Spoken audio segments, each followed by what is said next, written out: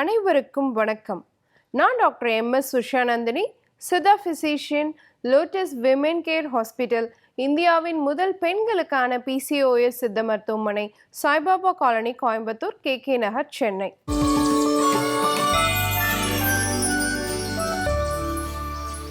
இனியும் என்ற நிகழ்ச்சியில தொடர்ந்து நம்ம பெண்கள் சார்ந்த பல ஆரோக்கிய குறிப்புகளை பார்த்துட்டே வரங்க. அந்த வகையில இன்னைக்கு நம்ம சொல்லக்கூடியது 40 வயது கடந்த பெண்களுக்கு ஹார்மோன் பிரச்சனை உடலில் என்ன மாதிரியான பாதிப்புகளை ஏற்படுத்தும், அதற்கான தீர்வு என்ன? அப்போ 40 வயது கடந்த பெண்கள் அவங்க உடம்புல ஹார்மோன் மாற்றங்கள் ரொம்ப அளவுக்கு அதிகமாக ஏற்படாமல் இருக்கிறதுக்கு அவங்க உணவில் என்ன மாதிரியான மாற்றங்கள் எல்லாம் கொண்டு வரணும் அப்படிங்கிறத பற்றி தான் இன்னைக்கு நிகழ்ச்சியில் நம்ம பார்க்க போகிறோம். ஏன்னா 40 வயது வரைக்கும் பார்த்தீங்கன்னா ஒரு பெண் வந்து அடிக்கடி ஹாஸ்பிட்டல் போகிறதோ, டாக்டர்கிட்ட போகிறதோ, ஏதாவது ஹெல்த் அட்வைஸ் எடுத்துக்கிறதோ தேவையில்லாமல் இருக்கும். ஆனால் 40 இயர்ஸ் கடந்த பிறகு பார்த்தீங்கன்னா அவங்க அடிக்கடி டாக்டர்கிட்ட போகிற மாதிரியான சூழ்நிலை உருவாகும். இந்த மாதிரியெல்லாம் ஏன் ஏற்படுது அப்படின்னு கேட்டிங்கன்னா ஹார்மோன்களுடைய மாற்றங்கள் தான். குறிப்பாக என்ன ஆகும்னு பார்த்தீங்கன்னா, திடீர்னு அது வரைக்கும் தொப்பை வயிறெல்லாம் இல்லாமல் இருந்தவங்களுக்கு திடீர்னு வயிறு இடுப்பு பகுதிகளில் சதைப்பெருக்கம் ஏற்பட ஆரம்பிக்கும், தொப்பை வர ஆரம்பிக்கும். ரெண்டாவது விஷயம், ரத்தத்தில் வந்து அதிகப்படியான கொழுப்பினுடைய வேரியேஷன்ஸ் உருவாக ஆரம்பிக்கும். அது வரைக்கும் கொழுப்பினுடைய அளவு வந்து கரெக்டாக இருந்தது. திடீர்னு கெட்ட கொழுப்பினுடைய அளவு LDLோடைய அளவு அதிகமாகவும், நல்ல கொழுப்பினுடைய அளவு HDLோடைய அளவு குறைவாகவும், ட்ரைக்ளிசரைட்ஸ் வந்து பார்த்தீங்கன்னா 40 வயது வரைக்குமே எல்லா பெண்களுக்கும் ஓரளவுக்கு 100-110லேயே மெயின்டைன் ஆகும். ஆனால் 40+ போகும் பொழுது திடீர்னு 200, 210, 220ன்னு இன்க்ரீஸ் ஆக ஆரம்பிக்கும். இந்த மாதிரி கொழுப்பினுடைய வேரியேஷன்ஸுமே வந்து 40 வயது கடந்த பெண்கள் கிட்ட பார்க்க முடியும். அடுத்து பார்த்தோம் அப்படின்னு சொன்னால், இது வரைக்கும் அவங்களுக்கு வந்து ஹார்ட் சம்மந்தமான பிரச்சனைகள் எதுவும் இல்லாமல் இருக்கும். ஆனால் 40 வயது கடந்த பிறகு பார்த்தோம் அப்படின்னு சொன்னால் கண்டிப்பாக அவங்களுக்கு வந்து ரத்த அழுத்தத்தினுடைய அளவு வந்து அதிகரிக்கிறதுக்கான வாய்ப்புகள் அதிகம்.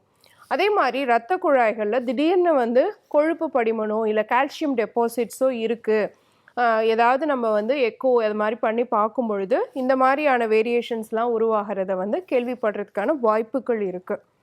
அதே மாதிரி சர்க்கரையோடைய அளவு அது வரைக்கும் HbA1c வந்து ஒரு 5.5, 5.4 அந்த மாதிரி மெயின்டைன் பண்ணிட்டு இருந்தவங்களுக்கு 40 வயது கடந்த பிறகு திடீர்னு 6.5 வரைக்கும் பார்டர் லைன் இன்க்ரீஸ் ஆகிறதுக்கு அவங்க உடல் எடை பெருக்கம் ஒரு காரணமாக இருக்கும், இன்சுலின் ரெசிஸ்டன்ஸ் ஒரு காரணமாக இருக்கிறதுக்கான வாய்ப்பு இருக்குது. 40 வயது கடந்த பெண்களுக்கு ரத்தத்தில் தட்டை அணுக்களுடைய அளவு, பிளேட்லெட்ஸோடைய அளவு வந்து மாறுபடும் பொழுது ப்ரோத்ராம்போட்டிக் ஸ்டேட் அப்படின்னு ஒரு விஷயம் வந்து உருவாகிறதுக்கான வாய்ப்பு இருக்குது. இப்போ என்ன ஆகுனா அடிக்கடி வந்து பிளட் கிளாட்ஸ் வந்து ஃபார்ம் ஆகிறதுக்கான வாய்ப்புகள் ரொம்ப அதிகம். அவங்க ரத்தத்தில் இன்ஃப்ளமேட்டரி மார்க்கர்ஸ் அப்படின்னு சொல்லக்கூடிய C-reactive புரோட்டீன் செக் பண்ணி பார்க்கும் பொழுது திடீர்னு 40 வயதுக்கு அப்புறம் அந்த அளவு அதிகரிக்கிறதுக்கான வாய்ப்புகளும் இருக்குது. ஸோ இத்தனை பிரச்சனைகளை வந்து எல்லாருக்குமே எல்லாமே இருக்கணும்னு அவசியம் கிடையாது. கண்டிப்பாக வந்து இதில் 2-3 பிரச்சனை ஒவ்வொரு பெண்ணுக்குமே 40 வயது கடந்த பிறகு உருவாகிறதுக்கான வாய்ப்பு இருக்குது. அப்போது அவங்க என்ன மாதிரியான மாற்றங்களை எல்லாம் அவங்க உணவில் கொண்டு வரணும் அப்படின்னு பார்த்தீங்கன்னா, முதல்ல வந்து omega-3 ஃபேட்டி ஆசிட் இருக்கக்கூடிய உணவுகளை அதிகமாக சேர்த்திக்க பழகிக்கணும். ஏன்னா இது வந்து இரத்த குழாய்களில் அடைப்பு ஏற்படாமல் பார்க்கும், இரத்த கொழுப்பை வந்து பேலன்ஸாக வச்சுக்கிறதுக்கு சப்போர்ட்டிவாக இருக்கும். ஸோ டெய்லி ஒரு 5 பாதாம் பருப்பு நைட்டு ஊற வச்சு எடுத்துக்கிறது, டெய்லி 2 வால்நட் எடுத்துக்கிறது, எண்ணெய் வித்துக்கள் சேர்த்துக்கிறது, செக்கில் ஆட்டின எண்ணெய் வகைகள் சேர்த்துக்கிறது, சிறுமீன் வகைகளை வந்து குழம்பா வச்சு அடிக்கடி எடுத்துக்கிறது, இது எல்லாமே அவங்களுக்கு ஹார்மோன் சார்ந்த பிரச்சனைகளை குறைக்கிறதுக்கும் வீக்கத்தை குறைக்கிறதுக்கும் சப்போர்ட்டிவாக இருக்கும். அடுத்த விஷயம் பார்த்தீங்க அப்படின்னு சொன்னால் பூண்டுப்பால். வாரத்துக்கு அட்லீஸ்ட் ஒரு 2 தடவையாவது இரவு நேரம் ஒரு 5 பல்லு பூண்டு, கொஞ்சமாக தண்ணி, கொஞ்சமாக பால் போட்டு வேக வச்சு அந்த பூண்டை வந்து நல்லா ஸ்மாஷ் பண்ணிவிட்டு அப்படியே குடிச்சிடணும்.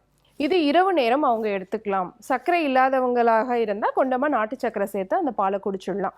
இந்த மாதிரி எடுக்கும் பொழுது அவங்க பிளட் தின்னிங் ப்ராப்பர்ட்டி வந்து உருவாக ஆரம்பிக்கும். ஸோ பிளட் வந்து திக்னஸ் வந்து குறைஞ்சி ரத்த அடர்த்தி வந்து குறைய ஆரம்பிக்கும். ஸோ கிளாட்ஸ் ஏற்படாமல் நம்மளால் தடுக்க முடியும். அடுத்து பார்த்தீங்கன்னா அடிக்கடி எலுமிச்சை சாறு வந்து அவங்க குடிக்கலாம். 40 வயது கடந்த பெண்கள், அல்சர் இல்லை அப்படிங்கிறவங்க, அல்சர் இருக்குது அப்படிங்கிறவங்கன்னா அதை டைல்யூட் பண்ணி குடிங்க, அவ்வளோதான், வேற ஒன்றும் கிடையாது. எலுமிச்சை சாறு இப்போ நம்ம டைல்யூட் பண்ணுறது அப்படின்னா யூஸ்வலாக நீங்கள் ஒரு 1/4 லெமன் பிழிஞ்சு ஜூஸ் குடிப்பீங்கன்னா நீங்கள் அதை வந்து என்ன பண்ணணும்னா 1/4 லெமனில் பாதி குடிக்கிற மாதிரி பார்த்துக்கலாம் அல்சர் இருக்கிறவங்க.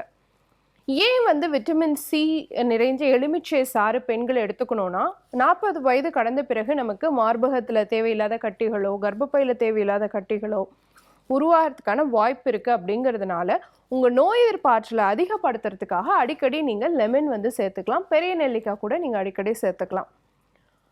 அதே மாதிரி பார்த்தோன்னா கருஞ்சீரகம் மத்தியான நேரத்தில் வந்து ஒரு வாரத்துக்கு ஒரு 2 நாள் வந்து நீங்கள் மோரில் எடுத்துகிட்டு வரலாம். ஒரு 1/4 ஸ்பூன் அளவு பொடியை நீங்கள் மோரில் கலந்து குடிச்சிட்டு வரலாம்.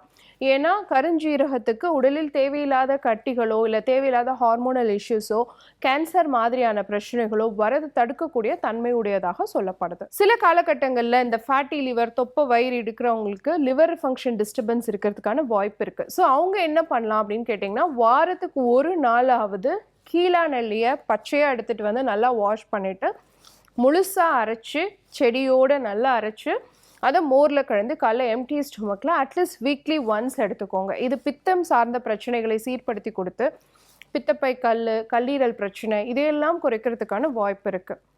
அதே மாதிரி உணவு வந்து பார்த்தீங்க அப்படின்னு சொன்னால் கரெக்டான நேரத்துக்கு சாப்பிட்ணும். காலைல ஏர்லியராக பிரேக்ஃபாஸ்ட் சாப்பிட்ணும். இரவு டின்னர் வந்து சீக்கிரம் சாப்பிட்ணும்.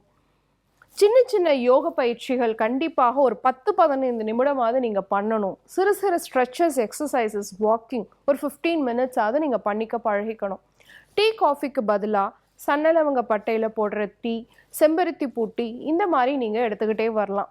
ஸோ 40 வயது கடந்த பெண்களுக்கு உடல் ஆரோக்கியத்தில் ஹார்மோன்கள்னால சில மாற்றங்கள் வரதுக்கான வாய்ப்பு இருக்குது அப்படிங்கிறத பற்றி நம்ம சொல்லியிருக்கோம்.